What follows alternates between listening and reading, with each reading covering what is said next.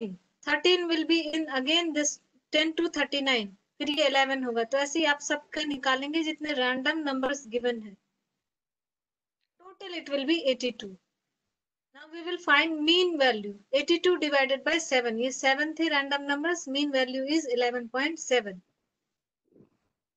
तो random number simulation में हम यहाँ पर इतना तक निकालते हैं, दैट सिमुलेट किया हमने, डिमांड इतने दिन का निकाला, इस रैंडम नंबर के बेस पे अगले 7 डेज का हमने डिमांड निकाल लिया, दैट इज सिमुलेशन।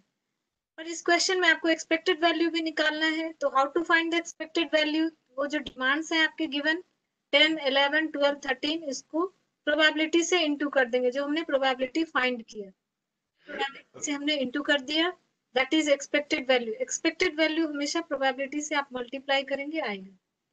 अब यहाँ पे कह रहा है, जो हमने इस क्वेश्चन में थोड़ा सा पूछ रहा है कि ये जो डिफरेंस क्यों आया, ये मीन जो हमने निकाला, जो हमने नया ये जो फॉर 7 डेज इसका जो मीन निकाला वो, और expected value is also mean value, तो इन दोनों में डिफरेंस क्यों आया? ये डिफरेंस नहीं होना चाहिए था, सेम होना चाहिए। तो कह रहा है कि हमने इसका सैंपल छोटा लिया है, इसलिए ये एरर है। सैंपल आप बड़ा लेंगे तो उसमें एरर नहीं आएगा।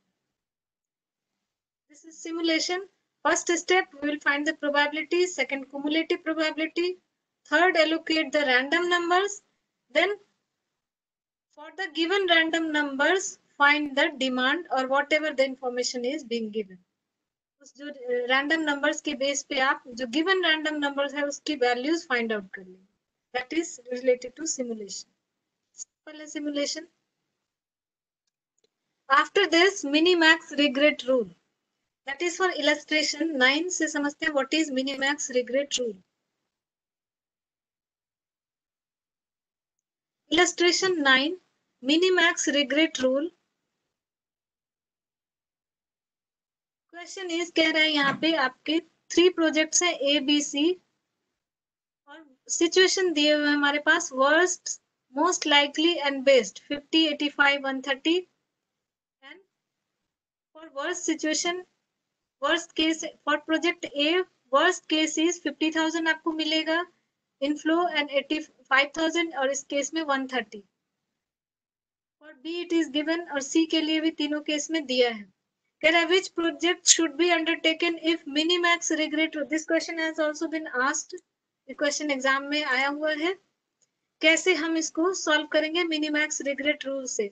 So for the Minimax regret rule, first step find the regret और लॉस। सबसे पहला स्टेप हमें रिग्रेट निकालना है। रिग्रेट मीन्स ये जो आपका वर्स्ट केस में 3 प्रोजेक्ट्स हैं, जो तीनों प्रोजेक्ट है फॉर फर्स्ट सिनेरियो, इस सिनेरियो में आप देखेंगे लॉस कितना है, that is find the highest value. Highest value कौन सी है? 50, 70, 90 में 90, so we will find the loss, that is 90 minus 50, 90 minus 70, 90 minus 90, ये निकाला 90 minus 50, 90 minus 70, 90 minus 90। Second case में भी हम निकालेंगे वैसे ही, हाईएस्ट वैल्यू 1 लाख, 1 लाख में से 1 lakh minus 85, 1 lakh minus 75, 1 lakh minus 1 lakh 0। Third case में ये है 140, 140 में आप सारे वैल्यू दे, तो ये आपका कुछ इस तरीके से बनेगा table. So first step is we will find the regret. First step में रिग्रेट निकालना है। Second step find the maximum value, जो आपकी मैक्सिमम वैल्यू है वो लेनी है। मतलब इन सब में जैसे इसमें मैक्सिमम वैल्यू कौन सा हो गया? 40 आ गया, तो 40 सिलेक्ट करेंगे। सेकंड केस में maximum is 25, in third case maximum value is 30, तो हमने क्या सिलेक्ट किया? 40, 25 and 30।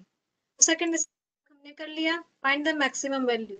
Now third one is minimum value, ये जो आपने लिया है मैक्सिमम, उसका मिनिमम लेना है। तो मैक्सिमम हमने लिया था इसमें 40, इसमें 25, इसमें 30, तो इसका मिनिमम कितना हो गया? 25। तो 25 we have to select, so 25 is related with project B, so project B will be selected। फिर से इसको रिपीट करते हैं शॉर्ट में। First step we will find the regret, that is highest value minus given value. Second step we will find the maximum of this rule is mini max, आप इसको backward जाएंगे। First step find the regret, Then second step, find the maximum of regrets. Then third step, find the minimum of जो आपने values लिए. यही हमने यहाँ पे किया. Find maximum, regret, then maximum, then minimum. That is 25. This is minimax regret rule. Now value of perfect information and imperfect information. This is based on illustration 7. ये आप practice कर लेंगे. Value of perfect information is equal to expected value of profit with perfect information minus expected value of profit with imperfect information. Perfect information means it is said to be available when 100% accurate prediction can be made for the future. आपको पता है कि market में demand कितना है. That is the perfect information. You have the perfect information about the market. तो अगर perfect information है तो आपका profit कितना होगा. Imperfect information है तो profit कितना होगा. और दोनों का difference आएगा value of perfect information. That is expected value of perfect information minus expected value of imperfect. ये क्वेश्चन नंबर 7 है. इजी है क्वेश्चन, सॉल्व हो जाएगा ये. नाउ फॉर नॉर्मल डिस्ट्रीब्यूशन, ये मैं आपको नॉर्मल डिस्ट्रीब्यूशन इसका क्वेश्चन एक बता देती हूँ. ये क्वेश्चन नए एडिशन में it has been added. Illustration 14 है.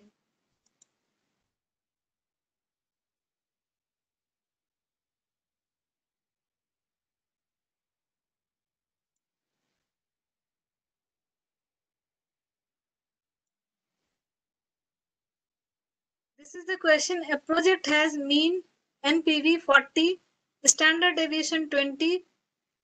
Finance manager wants to decide the probability of NPV in 3 cases. How to solve the Z normal distribution question?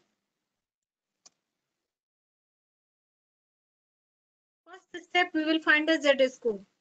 Now Z score will be computed with the help of this formula, x minus mu divided by standard deviation. Here mu is mean, x is variable given, and this one is standard deviation.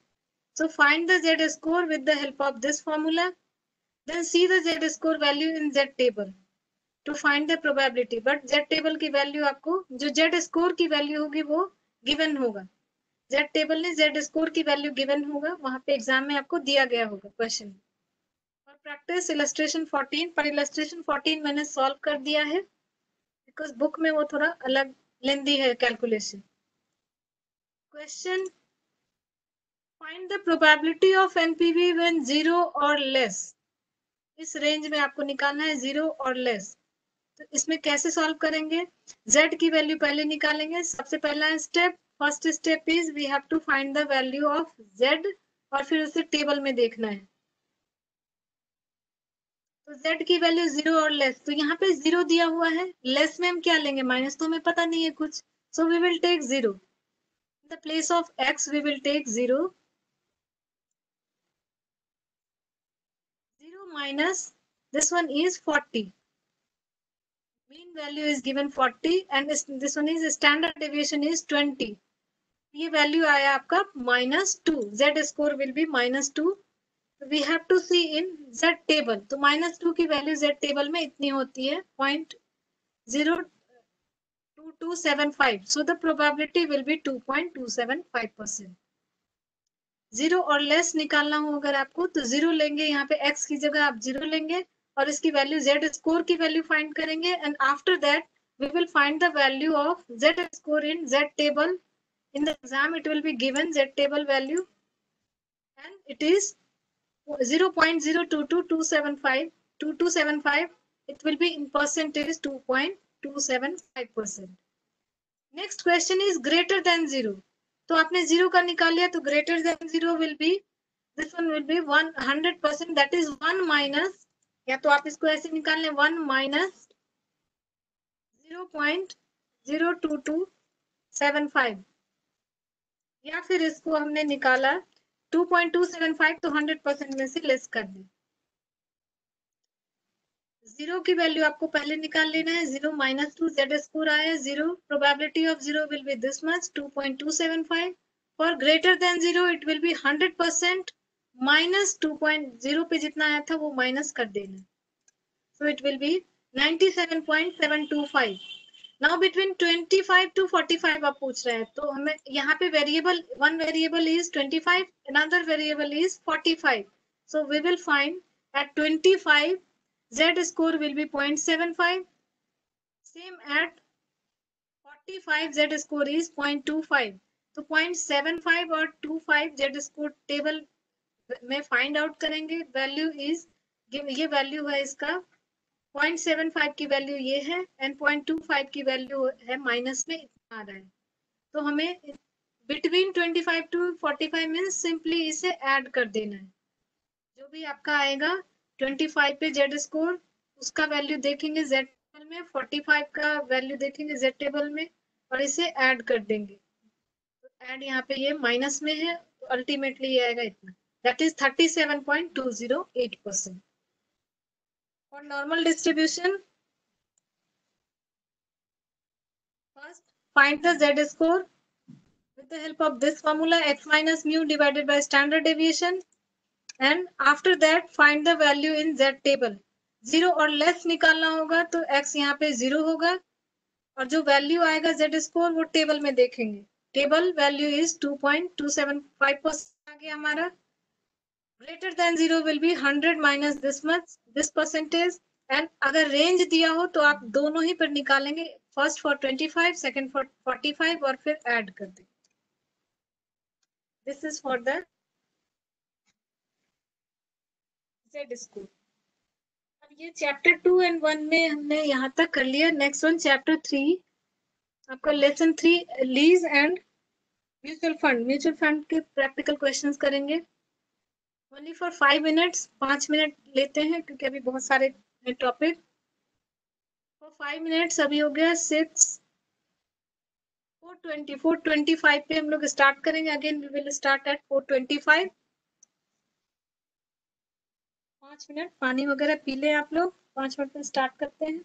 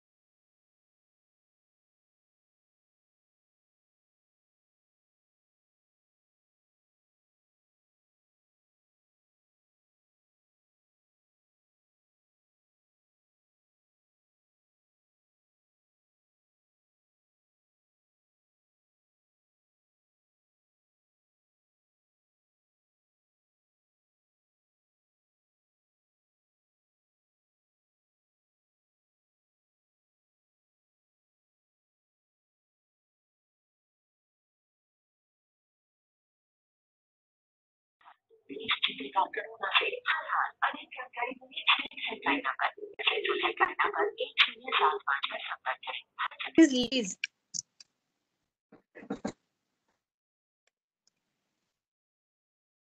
Basic concept of lease. This is agreement between two parties, between the contracting parties to give right to use the asset. For what? Periodic payment. And what is this periodic payment? This is lease rental given by one party to another. And what are the two parties in lease? Lessor and lessee.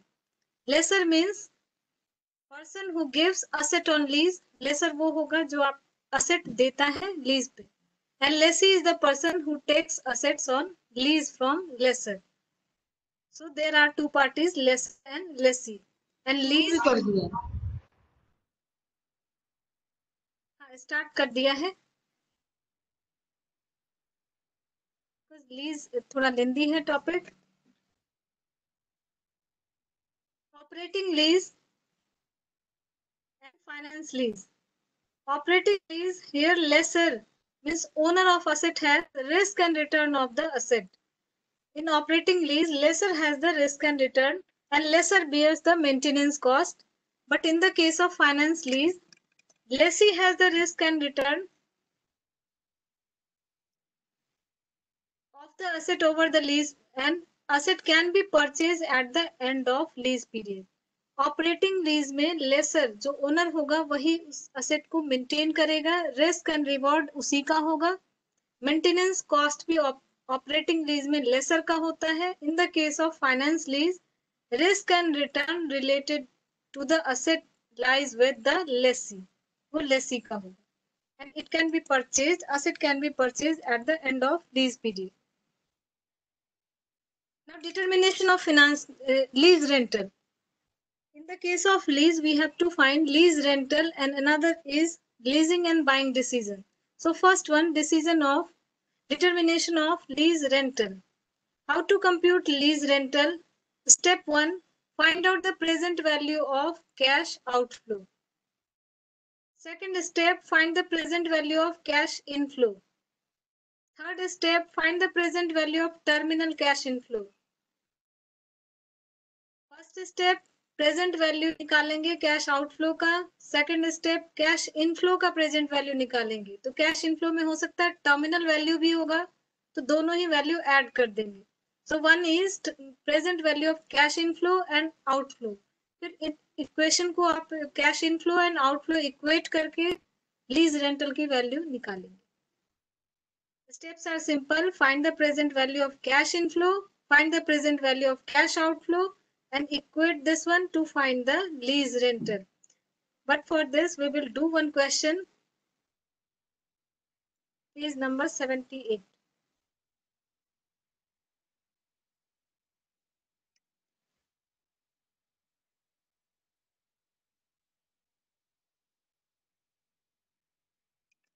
Lengthy question मैं solve कर देती हूँ. इसमें question is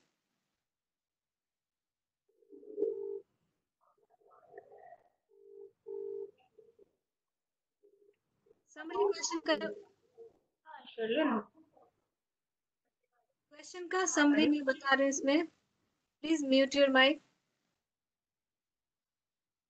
Summary of the question is, Elite Brothers has been approached by foreign embassy to build the block of 6 flats. बनाने के लिए उसको contract मिला है. Please mute your mic. मुझे भी ऐसा इशू आ रहा है, but don't worry. As per the terms of contract, foreign embassy would provide Elite Brothers the उसको 25 lakhs का जमीन दिया है. That is land is given. Elite Brothers would build the flat. वो फ्लैट बनाया और लास्ट में टर्मिनल वैल्यू 8 lakhs. लास्ट में वो असेट आप परचेज कर सकते हैं 8 lakhs में. Area for one flat is 1000. Construction cost 400 per square feet. Registration fee is 2.5.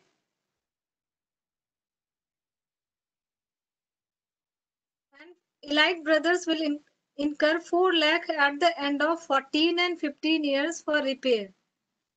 About the cost, this is the cash outflow given for the builder. And lease rental charged by the builder is for 1 to 5 year normal, 6 to 10 year 120% of normal, and 11 to 15 year 150% of the normal. Tax rate is 35%. Now the question, first step we have to find cash outflow, present value of cash outflow, then cash inflow. तो पहला step हम लोग निकालेंगे cash outflow. Cash outflow construction cost है इसमें 400. कह रहा है एक area per flat is 1000. There are 6 flats. 6 flat बनाने 1000 into 6, and cost will be construction cost 400 per square feet. So 400 into 1000 into 6. This will be the cost. And registration charge 2.5. So 60,000. Cost of repairs. Cost of repairs total 4 lakh. 4 lakh यहाँ given है. 4 lakhs आपका cost of repair है. Tax saving इस पे 1, because cost of repair जो आप P&L में debit में शो करते हैं इसे, तो इसकी वजह से आपका टैक्स सेविंग होगा. तो टैक्स सेविंग आप डिडक्ट करेंगे.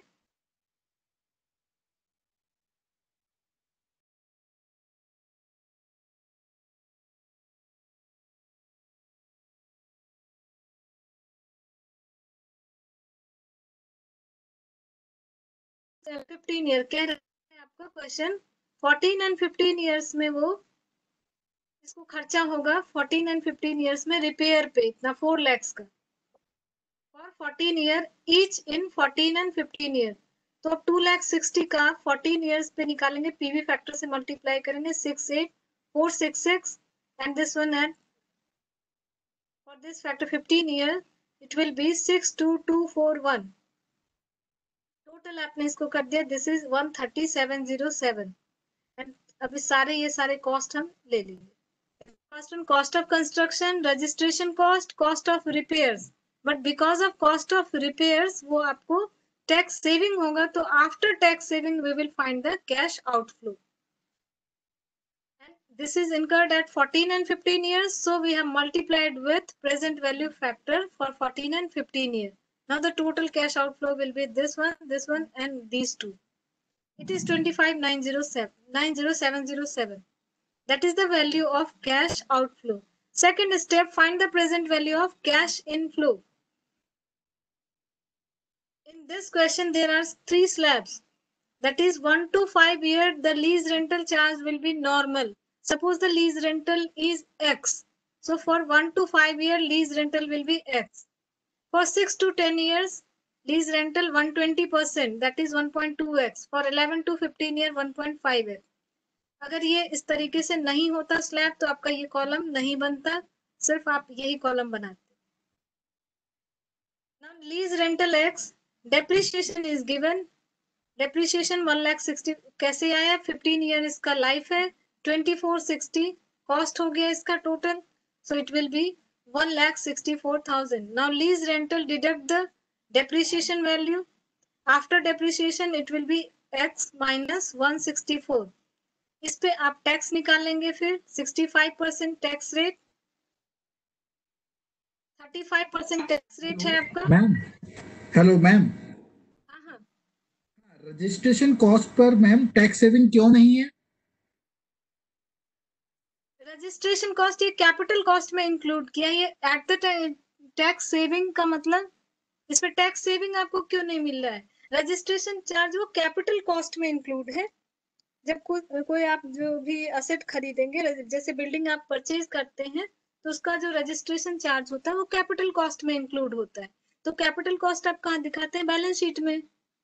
और जो ये रिपेयर्स है ये आपका P&L में आता है, तो ये रेवेन्यू जो आइटम है उस पर टैक्स सेविंग होगा आपका.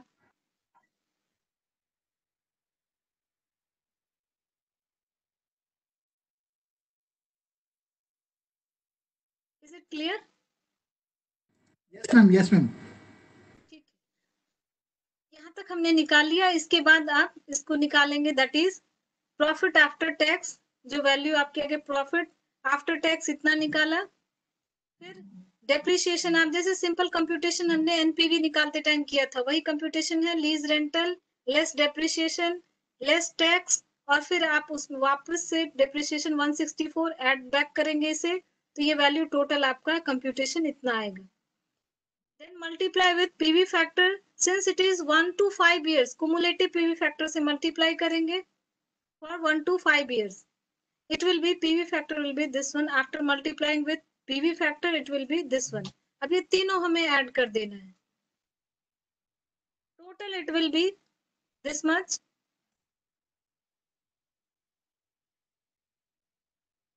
Now present value, terminal value in this case, third step, terminal value. Terminal value in this case will be, how to find the terminal value कह रहा है, फ्लैट जो है नॉमिनल वैल्यू वो 8 लाख का फ्लैट का वैल्यू है. लास्ट में आप जैसे फ्लैट को तो आपने फुली डेप्रिशिएट कर दिया 15 इयर्स में. ये जो हमने निकाला 2460, it is fully depreciated, question में दिया है. Cost of construction and registration will be written off over 15 years. इसका मतलब डेप्रिशिएशन आपने पूरा लगाया, फ्लैट की वैल्यू लास्ट में जो WDV था वो क्या था? 0 था, लेकिन उसको आपने बेचा कितने में? 8 lakhs में. WDV was 0, still it was sold at 8 lakhs. Question says it has been sold at 8 lakhs in the last. It is sold at 8 lakhs. उसको आपने 8 लाख में बेचा है, तो पूरा का पूरा आपका प्रॉफिट है. उस प्रॉफिट पे आपको टैक्स लगेगा.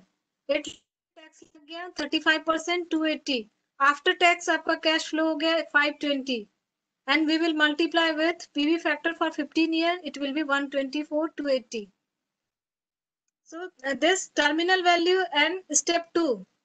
स्टेप 2 में जो हमने निकाला ये सारा ऐड होगा, total it will be step 2 में ये computation, this value plus terminal value that will be equal to cash outflow. अब यहाँ से आप x की वैल्यू निकालेंगे, दिस इज फॉर 6 फ्लैट, तो एक फ्लैट के लिए। Overall, the summary is first we will find the cash outflow, then cash inflow, then find the terminal value, add the cash inflow with terminal value, and with the help of this equation find lease rental. And lease rental के case में ध्यान रखना है कि उसमें tax का आपको adjustment करना है, टर्मिनल वैल्यू में भी टैक्स का एडजस्टमेंट करेंगे, और यहाँ पर जो आपको एक्सपेंसेस होगा, रेवेन्यू एक्सपेंस होगा, उसमें भी एडजस्टमेंट करना है if tax rate is given in the question. Is the question clear? Lease rental. Now one question for lease rental payable at beginning. एक क्वेश्चन है आपके बुक में, question number 9, where it is given that lease rental is payable in beginning. बाकी सारे questions हैं lease rental at end. तो lease rental beginning के case में कैसे निकालना है? All the steps will be same. Only for the computation of lease rental में हमें थोड़ा सा इसमें डिफरेंस होगा। कैसे?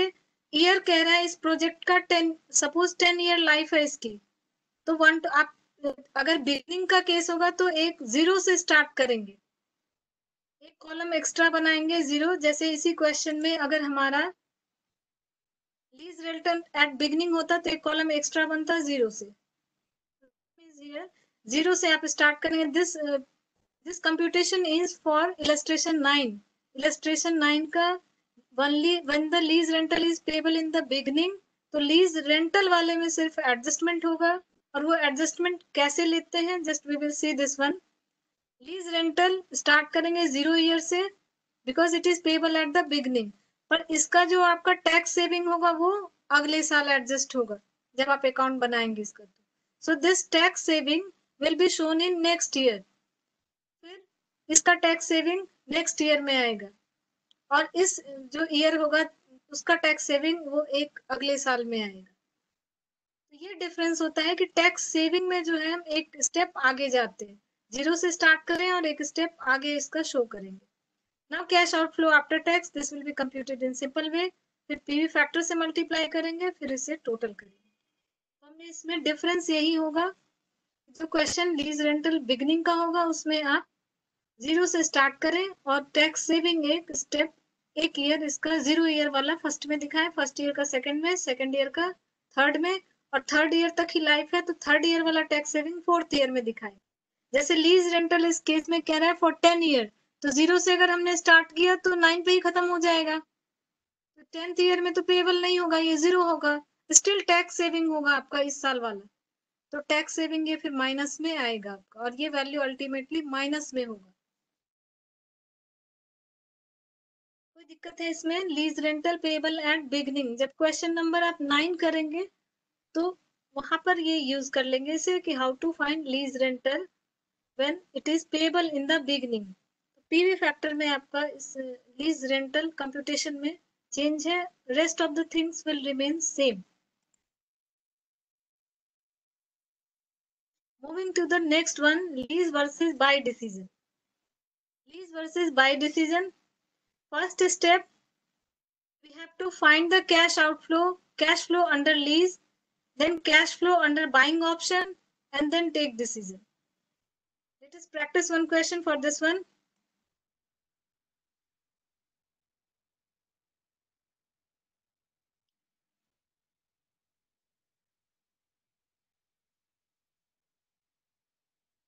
क्वेश्चन आपका इतना है, इसमें सारा इंफॉर्मेशन दिया है, क्वेश्चन सिंपल है, इसकी इंफॉर्मेशन डायरेक्ट आपको सॉल्यूशन बताते हो कैसे सॉल्व करना है। Find the cash flow under lease option and buying option, तो परचेज ऑप्शन में कैसे निकालना है? प्रिंसिपल अमाउंट कह रहा है, लोन लिया है हमने असेट परचेज करने के लिए, तो आपने 3 इयर्स का लोन है, प्रिंसिपल गिवन है, तीनों साल का प्रिंसिपल अमाउंट आएगा। Then interest will be taken, interest इतना है, टोटल हमने कर दिया principal plus interest, this is the cash outflow. अब सेविंग होगा आपको टैक्स इंटरेस्ट की वजह से, तो इंटरेस्ट की वजह से आप 50% टैक्स सेविंग ये लेस कर देंगे। नेक्स्ट वन डेप्रिसिएशन, असेट आप बाय करेंगे, डेप्रिसिएशन की वजह से टैक्स सेविंग होगा, तो डेप्रिसिएशन आपने यहाँ पर निकाल दिया, डेप्रिसिएशन 2 लाख है, टोटल इतने पे आपका tax saving 376। Saving on interest payment and tax saving on depreciation, तो डेप्रिसिएशन निकालेंगे, फिर उसमें टैक्स सेविंग आपने निकाला, total it will be 376, that is saving, and outflow is 852। Purchase किया है, outflow will be principal amount plus interest, and benefits will be tax saving on interest payment and depreciation. तो इसमें depreciation पहले निकाला, फिर उसका 50% लिया होगा, और ये टोटल कर दिया इतना 376 will be the benefit, net cash flow will be 852 minus this one, total ये आया, पीवी फैक्टर से मल्टीप्लाई किया। Present value of cash outflow we have summed it up, that is total present value is 1684,470, less scrap value है 10 lakhs, last year में scrap value given है, we will deduct the scrap value, it will be present value of cash outflow 890. So we will find the cash flow in purchase option and for lease option also. अब lease में कैसे निकालेंगे, तो lease rental 5 lakh, lease rental में कह रहा है इस क्वेश्चन में इंक्रीमेंट है 10%, रेवेन्यू दिया हुआ है, सेल दिया हुआ है, एंड सेल हमें बेनिफिट हो रहा है 10%, so this is the revenue, and lump sum payment 6 lakh have been made in third year, so third year lump sum payment 6 lakh, total lease rental this 725 इतना payment है lease rental, less tax saving due to lease rental, tax saving हमने निकाला 50%, net cash outflow आया हमारा इतना, इसको फिर PV factor से मल्टीप्लाई कर दिया, present value of cash outflow PV factor से आफ्टर मल्टीप्लाइंग पीवी फैक्टर ये इतना है, total cash outflow is this one, and present cash outflow under lease option is 12 and cash outflow under purchase is 890. So purchase option में आपका cash outflow कम है, तो purchase option आप prefer करेंगे. So for lease and buying decision we have to find cash outflow or cash flow in both options, और जिस cash outflow जिसमें कम होगा वो आपको select करना है. Cash outflow ध्यान ये रखना है, for buying option we have to take the principal and interest less tax saving due to interest and depreciation, that will be net cash flow, and then we have to subtract if there is any salvage value. Then lease rental we have to deduct tax saved on lease rental.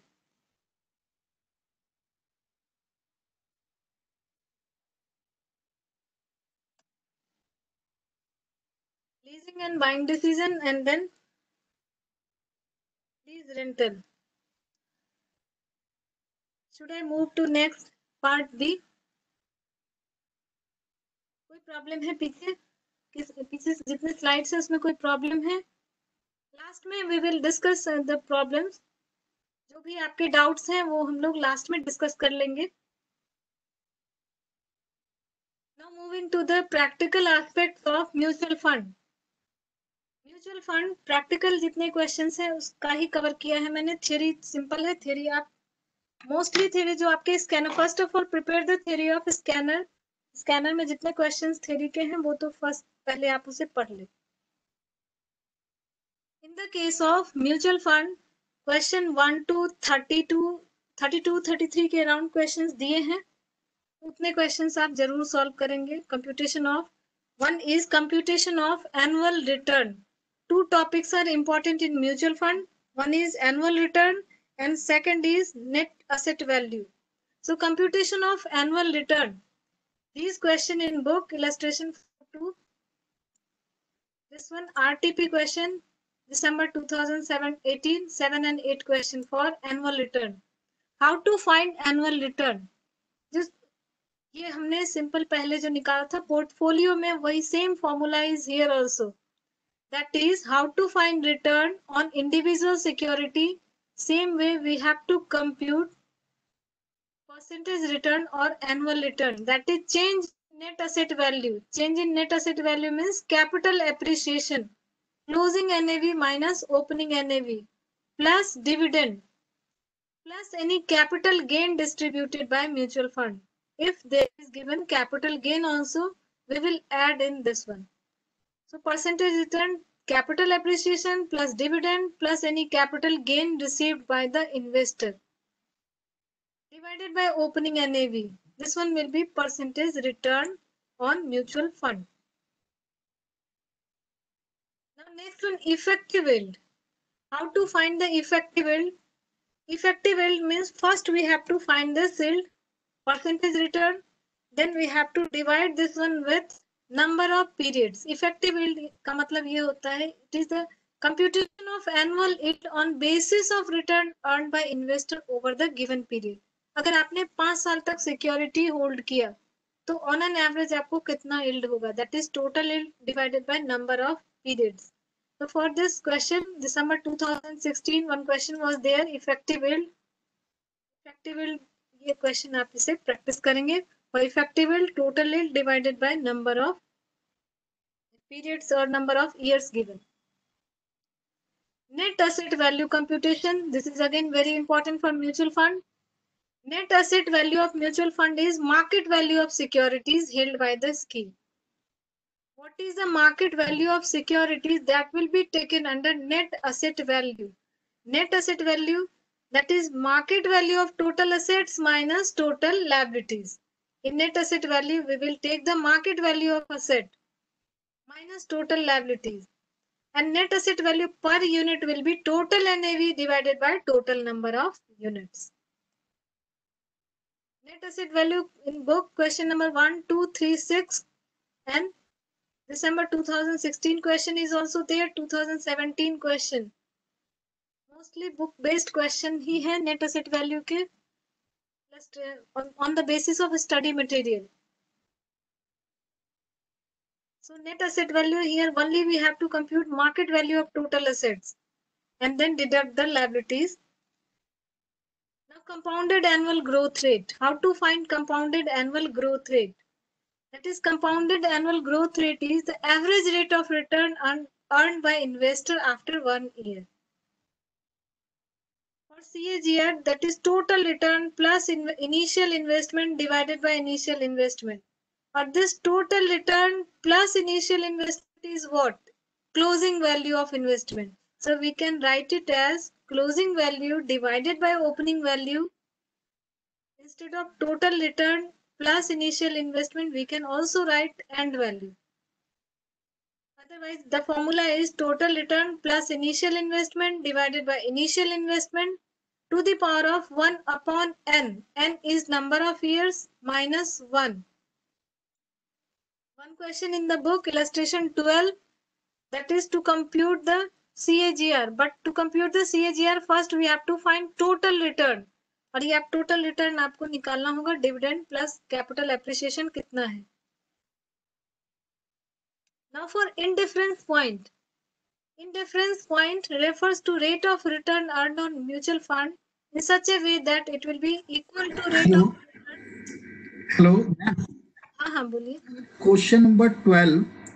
While calculating CAGR ना, ma'am एक equation है, वो कैसे solve हुआ है बताओगे जरा. ठीक है, मैं एक मिनट देखती हूँ.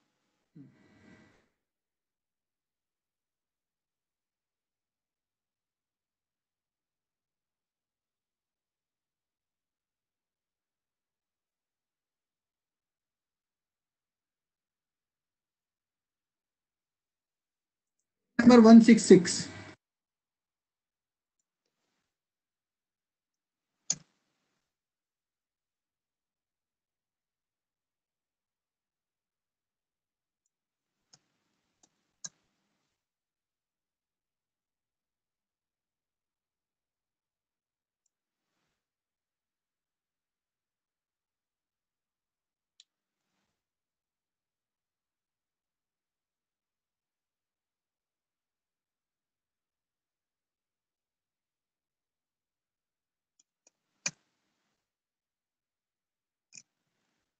Question 12.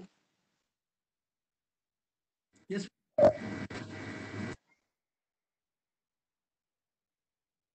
इसमें कौन सा कैलकुलेशन? नहीं, CAGR with dividend pay out है ना 132 प्लस 45, ये मैम ये जो सॉल्व हुआ है ये मैच नहीं होता है मैम।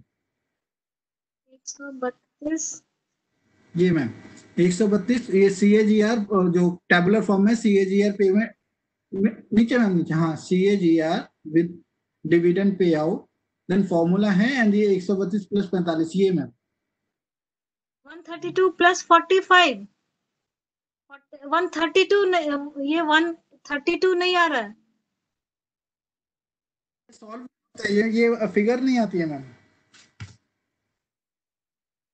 पूरा क्वेश्चन देखना पड़ेगा। 132 ये 32 ये सॉल्व किया है यहाँ पे टोटल रिटर्न, ये वैल्यू नहीं आ रहा है। यस मैम यस, एक second. This value is fourth one dividend plus capital appreciation. Capital appreciation opening price and closing price. Difference is capital appreciation, that is 50 minus 45 5. Okay Dividend is 4. Total it will be 9. In the same way, for closing price 64 minus 50. Capital appreciation 14. Dividend is 8. Total 22. So total return in the same way we had computed, that is capital appreciation plus dividend. Okay okay okay. Now for indifference point that is like break even point. The investor can switch over to another investment. So in how to find the indifference point, with the help of formula, required return by investor is equal to return on mutual fund minus recurring expense into 1 minus issue expense.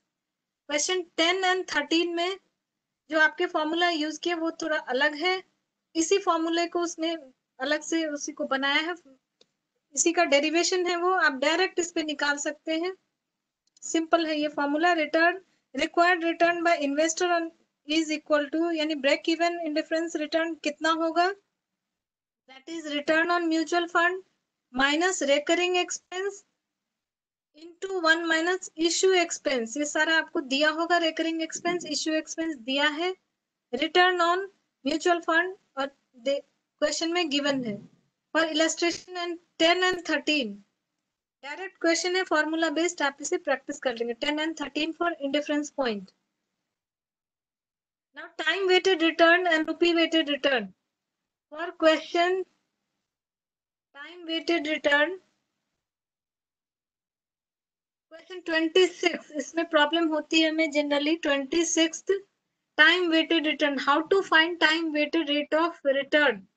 For time weighted rate of return, it is the rate of return earned per rupee invested. Rate of return आपका 1 रुपया invest करेंगे तो कितना होगा। Over the period of time, it does not consider withdrawal or further investment. ये इसमें हम drawings या investment वो नहीं consider करेंगे। Time weighted rate of return formula is closing value divided by opening, closing divided by opening.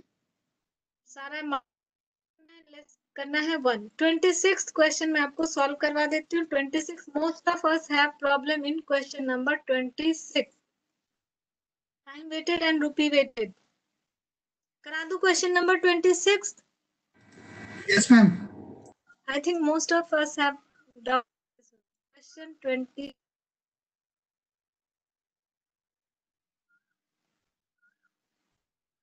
Otherwise mutual fund से आपको वही क्वेश्चन नेट असेट वैल्यू के क्वेश्चंस आप ज्यादा प्रैक्टिस करेंगे।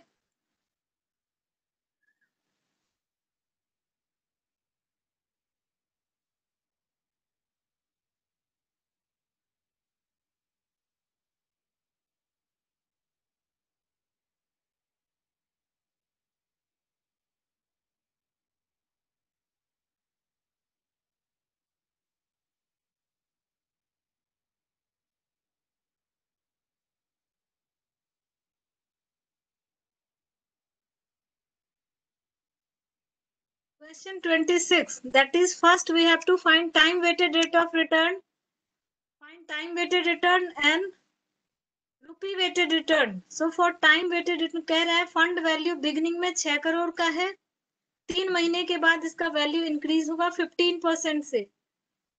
After next 3 months, it will increase by 12%, and after next 3 months, it will increase by 10%. तो start करेंगे 10 इसका 6% से 6%, 6 करोड़, then 6 का 15% इंक्रीज हुआ, टोटल आया आपका इतना इंक्रीज हुआ, टोटल 6.9. नेक्स्ट 4 to 6 मंथ, उसके बाद फिर से 6.9 से स्टार्ट किया, फिर नेक्स्ट इंक्रीमेंट है 12%. पहले 6 करोड़ से स्टार्ट किया, फर्स्ट 3 मंथ में 15% बढ़ गया 6.9. For next after this one 12% increment will be there, so in this value 12% increment will be on 6.9. ये आया टोटल. अब इसे ऐड कर देंगे, 6.8 plus 0.82 minus 1 डिस्ट्रीब्यूशन भी है इसमें. At that time there was cash outflow 1 crore as dividend, तो हमने डिविडेंड डिस्ट्रीब्यूशन किया, 6.7 आया. For next after this one it is decrease by 10%, तो फिर इसमें डिक्रीज हो गया 10% का, it is 6.0552. In the last month value of fund 1 crore से इंक्रीज हुआ, appreciation 1 crore, that will be 7.0552. But for time weighted, यहाँ जो टेबल बनाया है उसके सीक्वेंस में, ये जो टेबल है ये आपका इसमें यूज नहीं होगा टाइम वेटेड के लिए. टाइम वेटेड के लिए आप टेबल ये यूज करेंगे.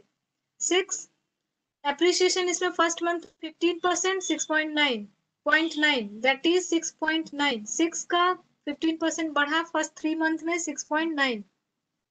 अगेन 12% इंक्रीमेंट हो गया, दैट इज ऑन 6.9. 12% ये इतना है 7.72. फिर इसमें डेप्रिसिएशन है 10% का, फिर इतना आया डेप्रिशिएट होके 6.9. और लास्ट में एप्रिसिएशन हुआ, एक लास्ट में 1 है, कह रहा है लास्ट वाले में परसेंटेज ना देके टोटल रुपी में दिया है, तो रुपी वैल्यू इसका बढ़ गया इतना, तो 7.9552. और ये वैल्यू लेकर टाइम वेटेड रिटर्न हमें निकालना है. टाइम वेटेड रिटर्न में हमने क्या पढ़ा, जो विड्रॉवल्स होंगे और एडिशंस मींस डिविडेंड वगैरह जो होगा वो आपको नहीं लेना है. डिविडेंड विड्रॉवल्स ये सब नहीं आएगा. दैट्स वाई यहाँ पर ये जो एक था 1 करोड़ का डिविडेंड डिस्ट्रीब्यूशन था वो हमने नहीं लिया इसमें. यहाँ पे 1 करोड़ का डिस्ट्रीब्यूशन नहीं लिया, वो हमारा वैल्यू इतना आया है. This table, this value will be used for time weighted rate of return. अब इसे हमने निकाला return in value, total return कितना हुआ 7.9 माइनस 6 हमारा ओपनिंग इन्वेस्टमेंट था, 6 ये आ गया 1.9552. Return will be 1.9552 divided by opening balance 6, 32.59. ये एनुअली आया. अब होल्डिंग पीरियड रिटर्न निकालने के लिए फॉर्मूला यूज करेंगे, closing value divided by opening, closing opening. यहाँ 4 क्वार्टर्स का है, तो हर एक क्वार्टर के लिए आप ओपनिंग क्लोजिंग जो हमने निकाला है इस टेबल में, इसका opening value divided by closing, फिर opening divided by closing, opening divided by closing से लेकर फिर वैल्यू सॉल्व करें.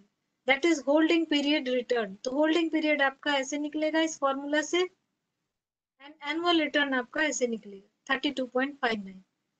So for time weighted rate of return, we do not have to consider the dividend received. Now next one is rupee weighted rate of return. For rupee weighted rate of return, it is the rate of return at which net present value. Hello, Yes, please say.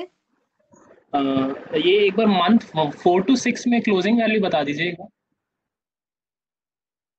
In illustration 26 4 to 6 इसका ये आया 6.9. ये 4 to 6 this ये value the above table ये value. Yes. ये जो table हम use करेंगे वो रूपी वेटेड रेट ऑफ रिटर्न के लिए यूज करेंगे. इसमें जो सॉल्यूशन में दिया है ये टेबल पहले दिया, इसलिए मैंने क्वेश्चन करा दिया. ये जो टेबल है वो आपको नेक्स्ट स्टेप में बनाना है, रूपी वेटेड के लिए बनाना है, यहाँ पे बनेगा ये.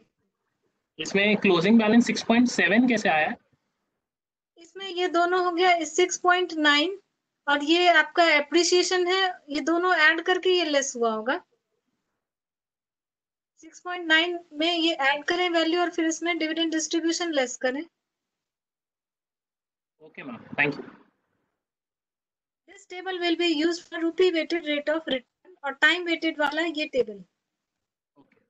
Now for rupee weighted rate of return, it is the rate of return at which NPV will be 0. It means we have to find IRR. In the case of rupee weighted return, internal rate of return is computed. तो internal rate of return निकालने के लिए first we will find the annual return. अब annual return कैसे निकालेंगे? Step 1 for rupee weighted rate of return, find the annual return. Annual return निकाले यहां से.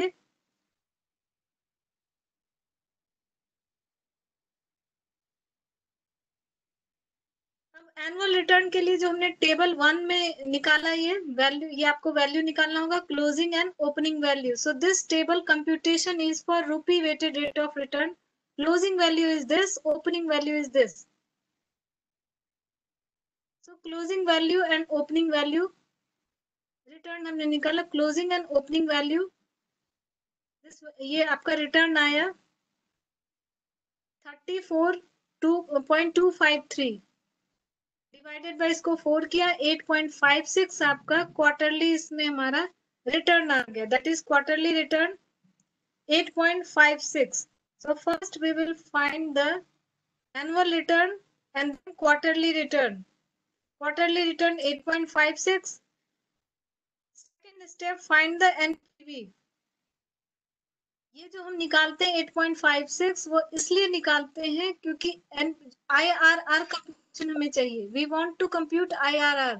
तो IRR के लिए आपको 2 डिस्काउंट फैक्टर्स चाहिए. अब ये 2 डिस्काउंट फैक्टर्स आप कौन कौन से लेंगे? For this we compute this rate of return. This is 8.56. Now we will take 8% and 9%. 8.56 8 और 9 के बीच में आएगा, तो 9% पे आप निकालेंगे एनपीवी एंड 8% पे, और फिर इंटरपोलेशन से जो आप IRR निकालते हैं उसकी वैल्यू आप निकाल लेंगे. यहाँ पे ये माइनस प्लस करा है, दैट इज फॉरवर्ड मेथड से IRR निकालना है. Again rupee weighted rate of return first step, इसमें स्टेप जो है मिस्ड है इसलिए आपको क्वेश्चन करा है. First step will be this one. For rupee weighted rate of return opening and closing value निकालेंगे. On the basis of opening closing we will find the annual return. That is step 2 is here, annual return. After this annual return, we will find the quarterly return. Fourth step, with the help of this quarterly return, 8 and 9%, we will find IRR, and IRR will be the rupee weighted rate of return. This is 8.207%. Or annually it will be this one, multiplied with 4. Question clear हो गया? 26.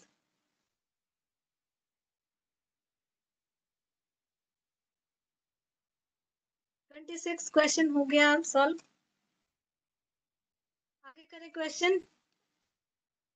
Should I move to next topic? Pharma net selectivity. That is question number 25. Pharma net selectivity, question number 25. Now what is pharma net selectivity? That is according to pharma. What is the net selectivity? The difference between actual return and required return is known as net selectivity on the basis of pharma model. pharma ने जैसे हमने CAPM alpha पर है, actual return minus CAPM return, so pharma ने भी अपना net gain निकाला था actual return minus expected return, और this is called as required return. Now what is the required return under pharma?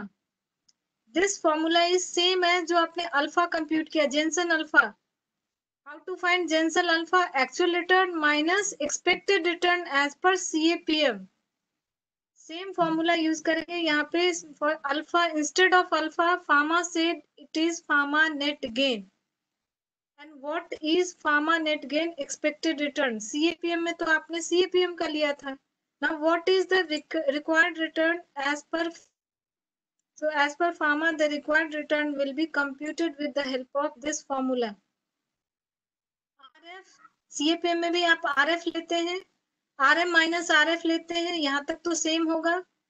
Instead of beta, we will use standard deviation of portfolio divided by standard deviation of market. So this is the difference between pharma required return and CAPM return. Instead of beta, we have to take the ratio of standard deviation of portfolio, standard deviation of market. And pharma net gain will be difference between these two. So in question 25, the same question has been asked in June 2016. Question says part A, find the pharma net gain. So pharma net gain, actual return minus required return. Here we have to compute with the help of this formula. And difference will be pharma net gain. Next step, part B says to find systematic and unsystematic risk as per pharma model. So total risk will be standard portfolio. Systematic risk will be standard deviation into beta. इस model में आप variance लेते थे, यहाँ पर beta लेंगे. That is with the help of beta approach. Unsystematic risk will be total risk minus systematic risk. तो pharma model में जो आप risk systematic and unsystematic risk के लिए ये formula use करेंगे. Total risk is equal to this one. Standard deviation of portfolio. Systematic risk, standard deviation into beta. Unsystematic, total minus systematic. And for pharma net gain, actual return minus required return, and required return is this one. RF plus risk premium, standard deviation portfolio, standard deviation market. ये दो question है, same question है. Illustration 25 practice कर लेंगे pharma net selectivity के. Now for ratio, that is Sharpe ratio and trainer ratio. Sharpe ratio, how to find Sharpe ratio? RP, return on portfolio minus RF, risk-free rate of return divided by standard deviation on portfolio. In the case of Sharpe ratio, reward to risk ratio, we have to take standard deviation of portfolio. In the case of trainer ratio, we have to take beta of portfolio.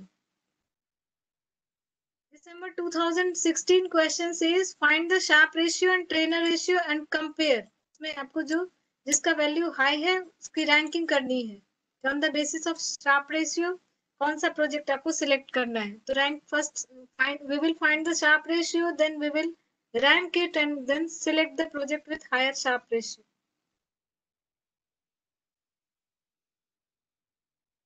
Now let me know after this आपको किस topic में problem है, अब आप वो बता दें, otherwise मैं आपको कुछ और भी टॉपिक इसमें करा दूं अपार्ट फ्रॉम these टॉपिक्स.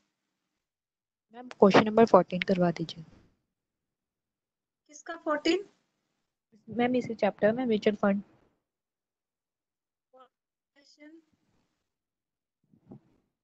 मैं थोड़ा सा आपको लीज रेंटल का क्वेश्चन, लीज वाला क्वेश्चन एक दो और करा देती हूँ. अभी 5 मिनट लगेगा मुझे, फिर आपके क्वेश्चन आंसर्स आप पूछ लेंगे.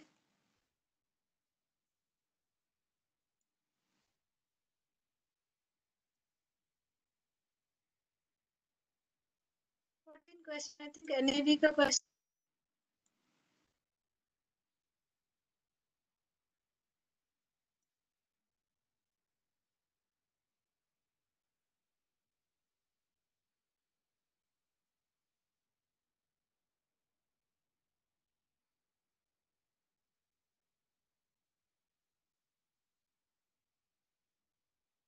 इसमें आपको किस पॉइंट में दिक्कत आ रही है आप वो बता दें, फिर मैं वही पॉइंट करा दूं आपको. इसमें this is the question for NAV. Return हमने निकाला यहाँ. मैम रिटर्न निकाला आगे, बट मैम ये ना 1 ऑप्शन 2 ऑप्शन, ये किस बेसिस पे, क्या मतलब पूरा स्ट्रक्चर क्या है इसका पूरा, थोड़ा ये लायबिलिटी एसेट्स में क्या कंफ्यूजन सा है थोड़ा सा मुझे. म्यूचुअल फंड इसमें कह रहा है कितना है, एनएवी इतना दिया हुआ है बिगिनिंग एंड क्लोजिंग का.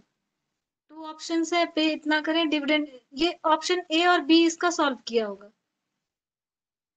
ये जो यहाँ पे लिया है प्रिपरेशन ऑफ ऑप्शन 1, ये लिखा है ऑप्शन 1, ये इसका कंप्यूटेशन होगा on the basis of this one. Dividend इतना एंड कैपिटल गेन इतना.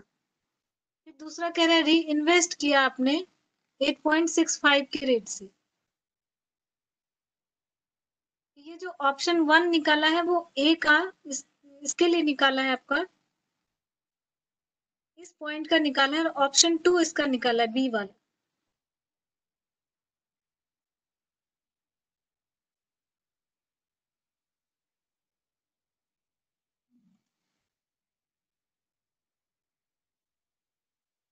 Return under option 1 and return under option 2 निकाला होगा इसमें। Return under option 2 both cases में रिटर्न्स इसने निकाले हैं।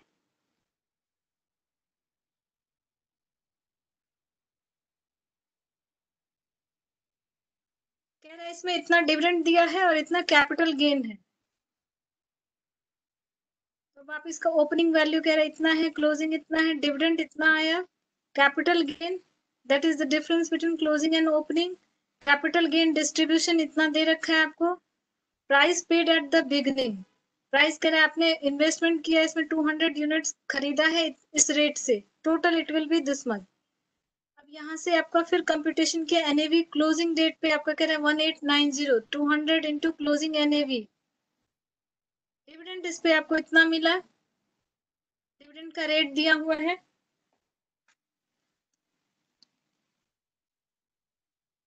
ये 200 यूनिट्स पे सारा इसका निकाला, total NAV closing date, dividend इतना, कैपिटल गेन इतना हुआ और फंड इन्वेस्टमेंट आपका इतना था 2160। ये सारा इसका कंप्यूटेशन, ये जो निकाला इसमें जो वैल्यूज लिए सारा कंप्यूटेशन, ये पॉइंट्स दिए इसके 200 पे इसने सारा लिया है। एंड रिटर्न वही 2160 और ये सारा जो आया आपका ओपनिंग वैल्यू दिया होगा 1750, opening value 8.75 into 200, that is closing value is this one 2160 and opening value 1750 divided by opening asset 1750। Option 1 जो निकाला है वो इस पॉइंट के लिए निकाला है कि अगर आपका डिविडेंड इतना है और कैपिटल गेन इतना है तो आपका एनएवी कितना होगा। सेकंड में कह रहा है कि उसको आपने री इन्वेस्ट कर दिया, फिर से उसी फंड में लगा दिया है। इस केस में डिविडेंड नहीं, डिविडेंड वाला पैसा वो कह रहा है आपने री इन्वेस्ट कर दिया। कैपिटल गेन आपका इतना था और डिविडेंड वाला इतना था टोटल, और इसको आपने 8.65 से इन्वेस्ट किया टोटल 270 को। तो यूनिट्स कितने इश्यू हुए होंगे, इतने यूनिट्स इश्यू हुए हैं। अब इसके बाद क्लोजिंग वैल्यू इसकी इतनी है, ये असेट वैल्यू इसका इतना आएगा वो 2160, दैट इज वो असेट वैल्यू हमने जो निकाला था इसमें 2160। एनएवी एट क्लोजिंग डेट अब आपका कितना होगा, तो ये 31 यूनिट्स इतना जो इश्यू हुआ ये प्लस 9.45 ये क्लोजिंग वैल्यू और 200 यूनिट्स हैं जो री इन्वेस्ट हमने किया।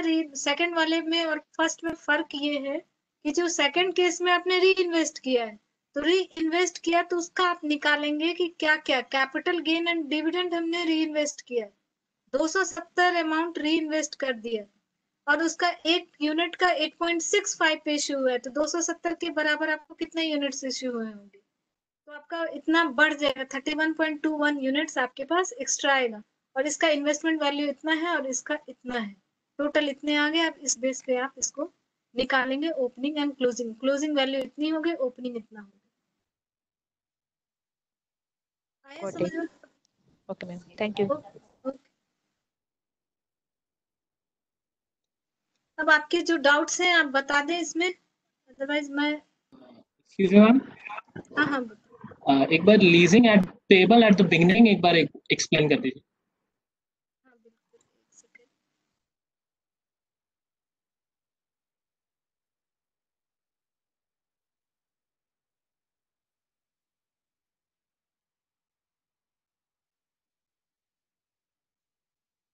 एसएफएम से रिलेटेड अब आपके कोई भी डाउट्स तो आप पूछ सकते हैं। आज आपकी क्लास इसके बाद अब नहीं होगी, बाकी एसएफएम हो गया अब आपका crash course for SFM 3 days। So if you have any doubt, please let me know today. No doubt. Thank you, ma'am.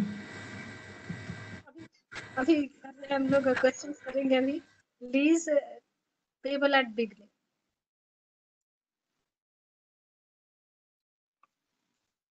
Question ये 9 है। लीज पेबल एट बिगनिंग में आपको डिफरेंस ये है, जैसे ये जो क्वेश्चन 9 आप सॉल्व करेंगे तो इसमें कह रहा है ईयर 0 से आपका 10 ईयर इसका लाइफ है, जो 10 ईयर्स तक ये लीज रेंटल आपको पे करना है। बिगनिंग के केस में ऐसे इन जनरल आप क्या करते हैं 1 से 10 ईयर 10 कॉलम बनाते हैं और फिर 10 साल तक लीज रेंटल लेते हैं और उसे पीवी फैक्टर से मल्टीप्लाई कैलकुलेशंस आप नॉर्मल निकालते हैं। बट बिगनिंग वाले के केस में ईयर 0 से स्टार्ट करेंगे। जैसे आज ही आपको लीज रेंटल पे कर देना है, तो 0 से स्टार्ट करेंगे आप, और फिर 0 से स्टार्ट किया तो अब ये लीज रेंटल कहाँ तक जाएगा, 9 तक ही आपका पूरा हो जाएगा, 10 साल। जो साल आपका जैसे 10 ईयर लाइफ दिया है, तो जस्ट एक पहले ही लीज रेंटल खत्म हो जाएगा आपका। So it will B x 1 to 5x, फिर 6 to 9 तक x आएगा।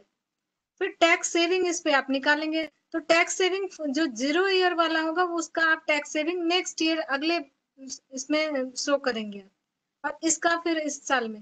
तो इस क्वेश्चन में टैक्स स्लैब डिफरेंट है। जैसे 6 to 9 ईयर में 30% कह रहा है, इसलिए इतना लिया है 0.3। अदरवाइज आप सिर्फ इसे एक साल माने, फिर दूसरा साल और तीसरा साल माने। दिस इज इस 0 ईयर का स्टार्टिंग वाला जो है, इस एक्स पे जो टैक्स सेविंग होगा उसको आप नेक्स्ट ईयर में लेंगे। इस साल वाला टैक्स सेविंग फिर इस ईयर में लेंगे, इस साल का टैक्स सेविंग फिर अगले में लेंगे। अब यहाँ कैश फ्लो कैसे आएगा, आउटफ्लो कैसे हो गया, यहाँ पे टैक्स आप लेस करते हैं तो x माइनस 0 x हो गया, x माइनस 0.4 0.6 x आ गया, x माइनस 0.3 0.7 x। अब यहाँ पे 0 माइनस 0.3, तो ये माइनस में आएगा वैल्यू। अब नॉर्मली इसे पीवी फैक्टर से आप मल्टीप्लाई करेंगे, ये वैल्यू लास्ट वाला जो है वो आपका माइनस में आएगा। अब ये टोटल जब आप ऐड करेंगे इसे, तो फिर इसे माइनस कर देंगे ये लास्ट वाली वैल्यू, और ये आपका लीज के अंदर कैश आउटफ्लो है।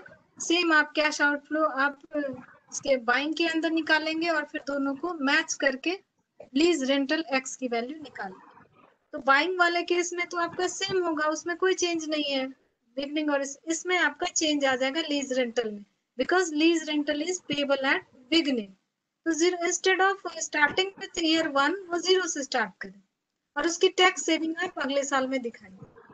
Okay ma'am, thank you. Now please let me know your doubts, कुछ डाउट्स हैं तो आप बता दें। क्वेश्चन नंबर 28 बता दीजिए एक बारी।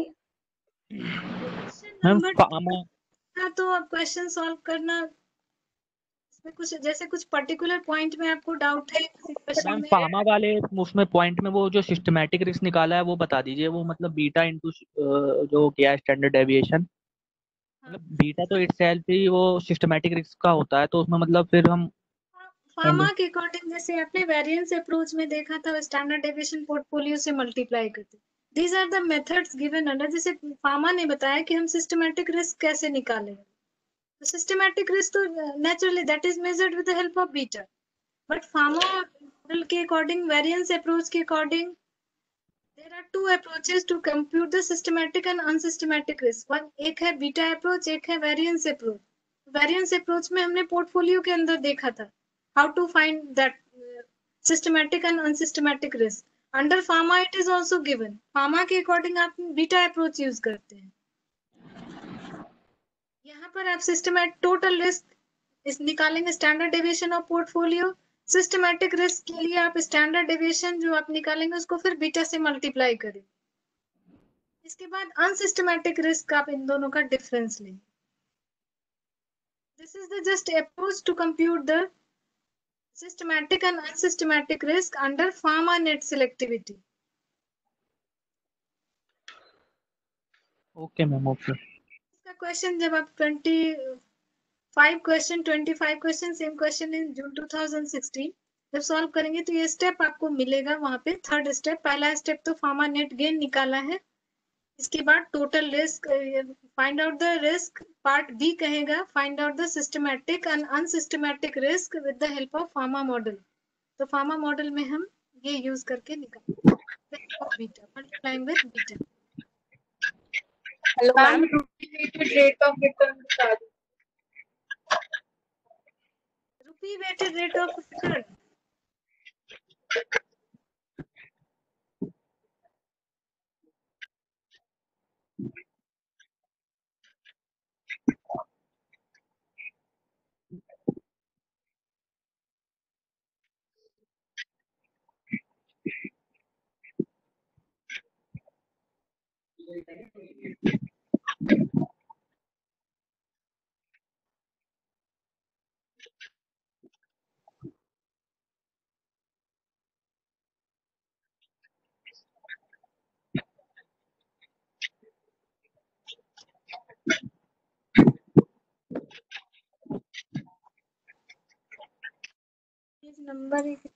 rupee weighted.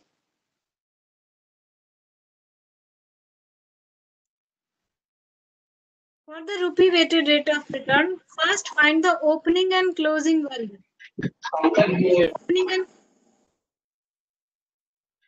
Opening and closing value after considering the dividend distribution.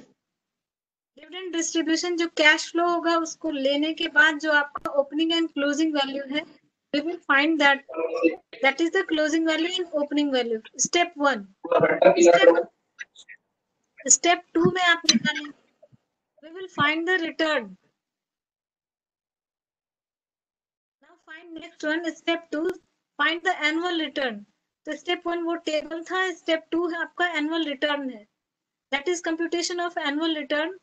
Closing value less opening value divided bye, अब इसको फिर डिवाइड किया 6 से. Closing less opening divided bye 6. तो एनुअल आया 34.253. इसको 4 से डिवाइड कर दिया, क्वार्टरली आ गया. नाउ दिस क्वार्टरली रिटर्न, अब ये हमने क्यों निकाला है? Because on the basis of this we will find the IRR. तो IRR की वैल्यू आप निकालेंगे 8% एंड 9% को यूज करके. So third step is to find the IRR with the help of this return we have computed. 8% और 9% को use करें और फिर बैकवर्ड या फॉरवर्ड जो भी मेथड यूज करना है उससे आप IRR निकालें. कुछ और डाउट है इसमें? हेलो. हाँ बताइए. हेलो हाँ बोलिए. मैम, लीजिंग का इलस्ट्रेशन नंबर 6. किसका इलस्ट्रेशन 6? लीजिंग का.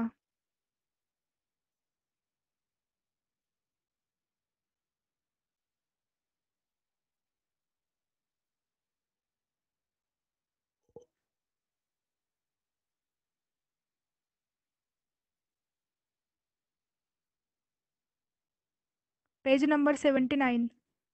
आ गया क्वेश्चन.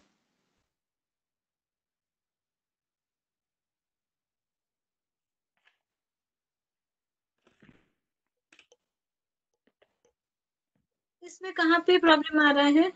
क्वेश्चन करा है इसको सॉल्व.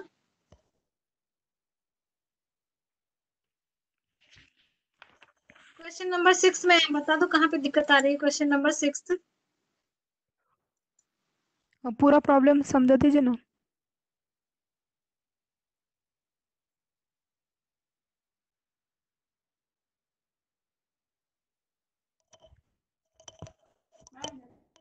पूरा प्रॉब्लम इसमें कह रहा है कॉस्ट इज 120, टैक्स इतना है, यूजफुल लाइफ इसका इतना है. पूरा क्वेश्चन तो मैं आपको अभी क्वेश्चन पूरा मैं इसका बता देती हूँ कैसे सॉल्व करना है. स्टेप 3 ईयर लीज आपका इतना दे रखा है. लीज इसमें 434, लीज रेंटल इज 434 पर 1000. क्योंकि मैं इसके अलावा, ये तो सिंपल है, इसके अलावा 2 क्वेश्चन है जो मुझे लीज में आपको हिंट दे देना है क्वेश्चन का, बिकॉज दैट इज डिफरेंट. ये तो this is related to the simple lease rental, but question number आपको 5th एंड 7th में ये थोड़ा डिफरेंट है. ये आपको बता देती हूँ मैं. 6th पूछा है आपने, 6th का मैं हिंट दे देती हूँ. 5th एंड 6th आपको बता दूं. यहाँ पे ये इसने जो कंप्यूटेशन करा है वो सेविंग के बेस पे. फर्स्ट कह रहा है बेनिफिट ऑफ लीजिंग, सेविंग इतना हो गया. अगर आप लीज ले रहे हैं तो सेविंग आपका इतना होगा, मतलब खरीदना नहीं पड़ेगा. और लीज रेंटल की वजह से आपका टैक्स सेविंग कितना होगा? 50.91. इतना टैक्स सेविंग होगा लीज रेंटल की वजह से. टोटल आपका टैक्स सेविंग, टोटल आपका इंक्लूड जो बेनिफिट्स जो आएगा लीजिंग के अंदर वो निकाला. कॉस्ट निकाला लीजिंग के अंदर. कॉस्ट क्या क्या आएगा? लीज रेंटल, अगर आप खरीदते तो आपको डेप्रिसिएशन सेव होता, पर वो डेप्रिसिएशन आपको लीजिंग में नहीं मिल रहा है. टैक्स से अब वो इंटरेस्ट जो आपने लोन लिया होता उस पे इंटरेस्ट सेविंग इतना होता. फिर जो आपने एसेट परचेज किया होता उसके वजह से जो टर्मिनल वैल्यू की वजह से आपको इतनी सेविंग होती. तो ये इसका सेविंग के बेस पे किया है. बेनिफिट इतना हो गया, कॉस्ट इतना हो गया, तो नेट एडवांटेज आपका इतना हो.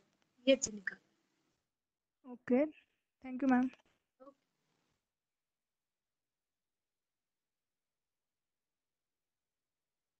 मैं आपको 5 मिनट्स में question number 5th and 7th का मैं हिंट दे दूं जब आप क्वेश्चन करेंगे. रेस्ट ऑफ द क्वेश्चन वो तो सेम है.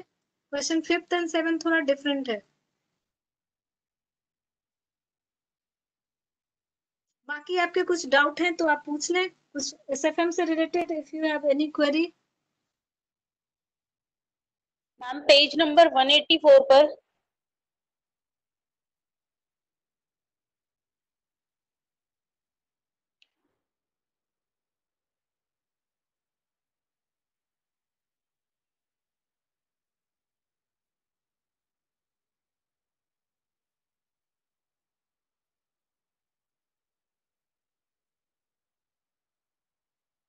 वन 184 में कहाँ प्रॉब्लम आ रही है आपको?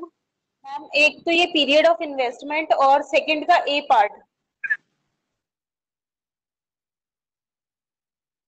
184।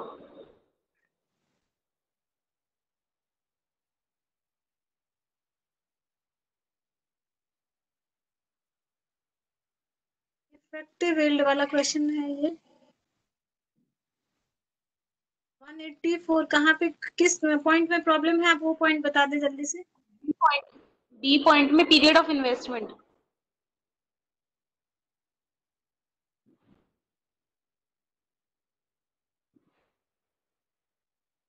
This one ma'am, period of investment. Investment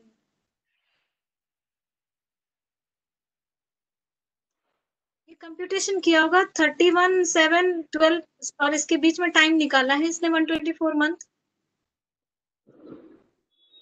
state में परचेज किया होगा, इसमें सेल आउट किया होगा। ठीक है। और मैम इसका सेकंड का ए पार्ट और नीचे थोड़ा सा ये वाला पॉइंट पूरा। इसमें बोनस इश्यू है, इनिशियल इश्यू इतना है, इसको बोनस शेयर्स इश्यू किया होगा 5:4 इस रेशियो में। जैसे आप निकालेंगे इसका क्वेश्चन, आप पूरा पढ़ेंगे आप इसको। 10,000 कह रहे हैं, 5:4 के रेशियो में 10,000 शेयर्स, 5:4 के रेशियो में इतना बोनस शेयर इश्यू किया होगा इसने। बोनस इश्यू है इसका, इसको आप डिवाइड 10,000 इंटू 5 डिवाइडेड बाय 4। ठीक है मैम। नेट एसेट वैल्यू जो निकाली है इसकी, वो कैसे निकाली है आगे? 31.05 इसी के साइड में है ये वैल्यू। नहीं मैम, साइड कीजिए, राइट साइड पे। 31.05 तो ये है NAV per unit. Yes ma'am, इसी टेबल का लास्ट वाला। हाँ, तो एनएवी इसमें टोटल यूनिट्स इसके इतने हो गए 22, ये 12,500 और एनएवी निकाला होगा, उसको डिवाइड किया होगा 12,500 से। ओके ठीक है ma'am, thank you ma'am. For 5 minutes मैं आपको क्वेश्चन हिंट दे देती हूँ। क्वेश्चन नंबर 5 and 7 लीज का, that is somewhat different from this one.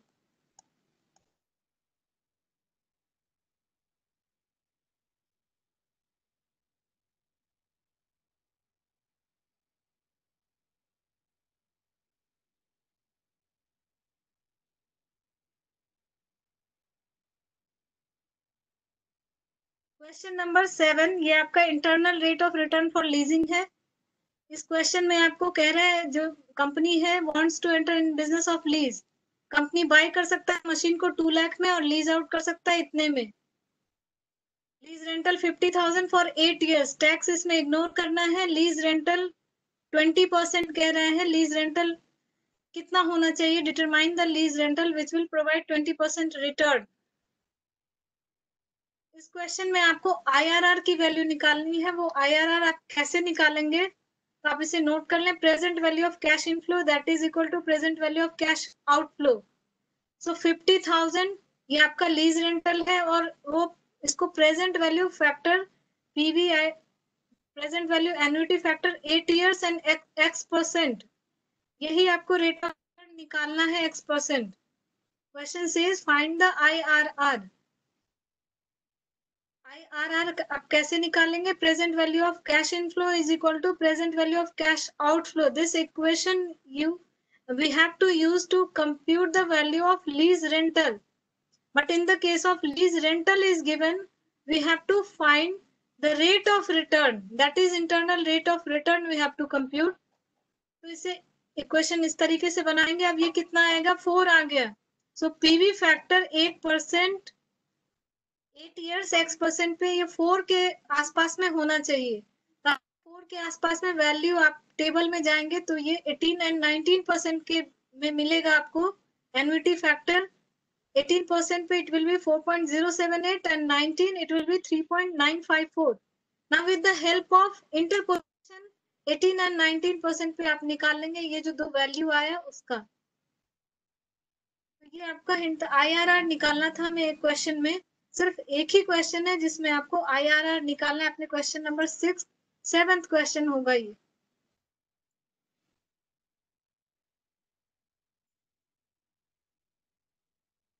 Question number 7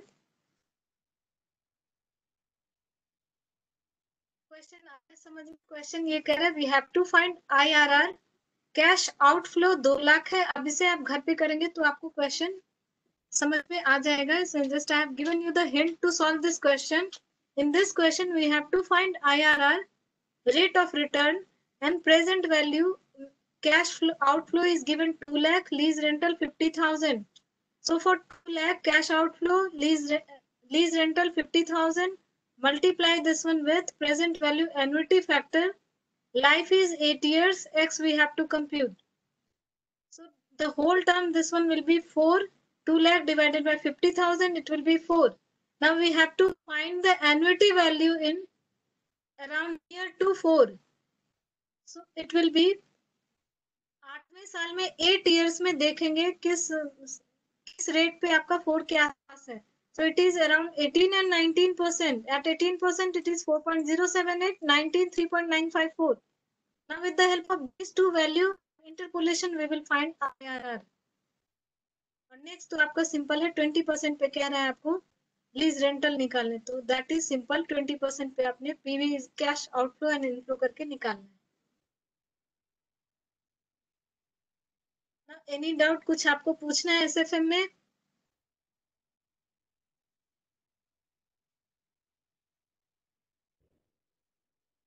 any problem in any slide? हाँ, आवाज आपकी कम आ रही है।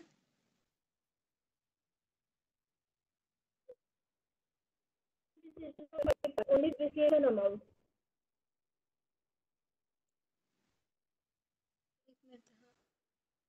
आपकी आवाज कम आ रही। Ma'am page number 27। ओके एक मिनट। IRR में जो आप निकालते हैं वैल्यू, ये ट्रायल एंड एरर में हम यूज लेंगे। इंटरपोलेशन के लिए जो IRR की वैल्यू आप लेंगे वो ट्रायल एंड एरर में।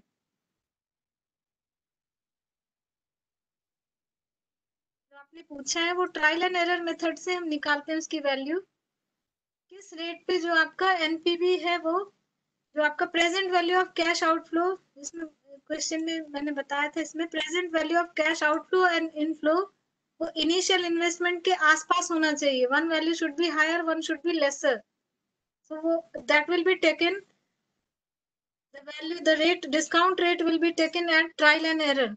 वो IRR में हम ट्रायल एंड एरर से ही निकालते हैं। हेलो मैम,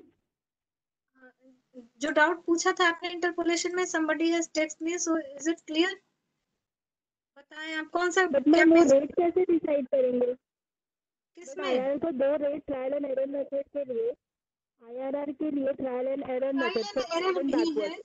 हाँ वही बताया कि एग्जाम में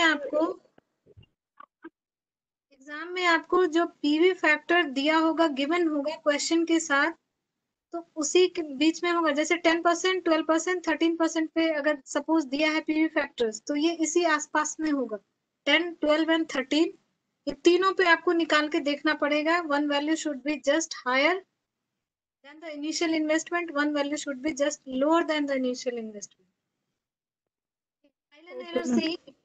okay, any doubt? And one more question ma'am. हाँ बताएं। मैम इन्वेस्टमेंट डिसीजन से question number 5 page number 28।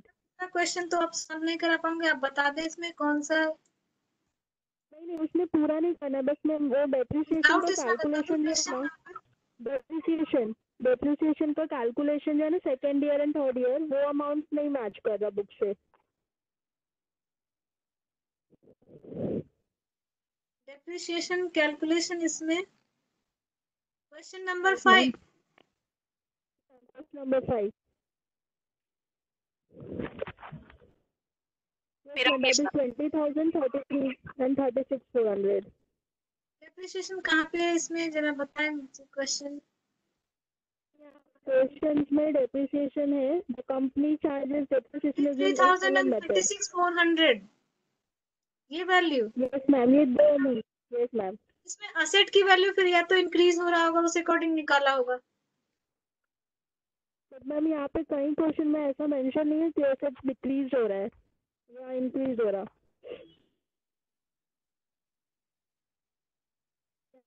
Company charges depreciation using SLM method. SLM method फिर इसमें कुछ क्वेश्चन में होगा, इसको क्वेश्चन को तो पूरा पढ़ना पड़ेगा। इसमें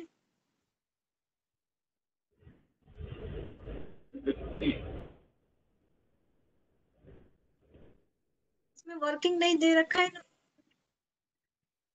no ma'am,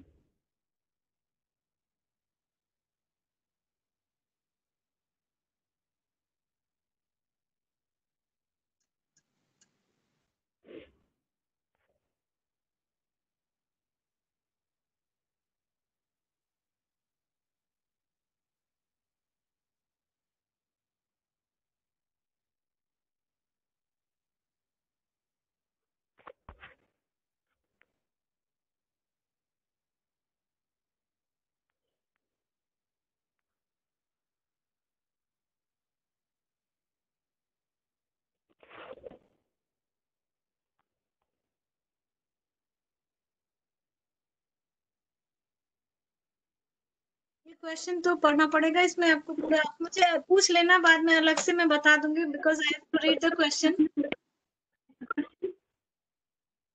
okay ma'am, question lengthy है, आप कोई नहीं, मुझे पूछ लेना, बाद में मैं आपको बता दूंगी इस क्वेश्चन का। This question is lengthy. अब इसमें कैलकुलेशन, ये पूरा इसका कॉस्ट इंक्रीज हो रहा होगा, कहीं कुछ तो दिया होगा क्वेश्चन में, अकॉर्डिंग टू दैट वो सॉल्व किया होगा। तो दिस डेप्रिसिएशन की वैल्यू से अकॉर्डिंग सॉल्व किया होगा। डेप्रिसिएशन फर्स्ट डिडक्ट किया है इसमें।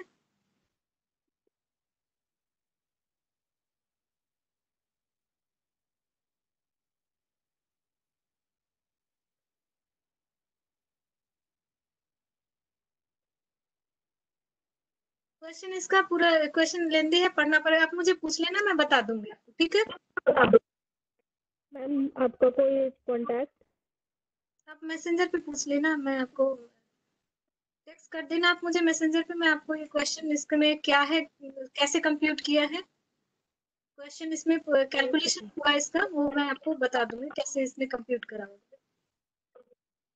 एसएलएम पे है, दोनों साल का डिफरेंट है, तो calculation will be there, because at this time I will need to read the question. Purchase price यहाँ पे इसका दिया हुआ है, एक्स एंड वाई अलग अलग वैल्यू है। आपने ऐसे निकाला है इसका, जेड का एक्स का अलग दे रखा है, और इस साल वाइज वैल्यू भी दे रखा है, और ये वैल्यू भी दे रखा है। इसमें लाइफ इसका कितना है, ठीक है, कोई बात नहीं, वो मैं बता दूंगी इसको पूरा क्वेश्चन पढ़ने के बाद बता दूंगी। आप मुझसे पूछ लेंगे, ठीक है, आप पूछ लेंगे मुझसे, मैं बता दूंगी पूरा क्वेश्चन। एनी डाउट, और किसी का क्वेश्चन डाउट नहीं है? Thank you so much. Thank you, best wishes for your exam. Thank you, okay, bye.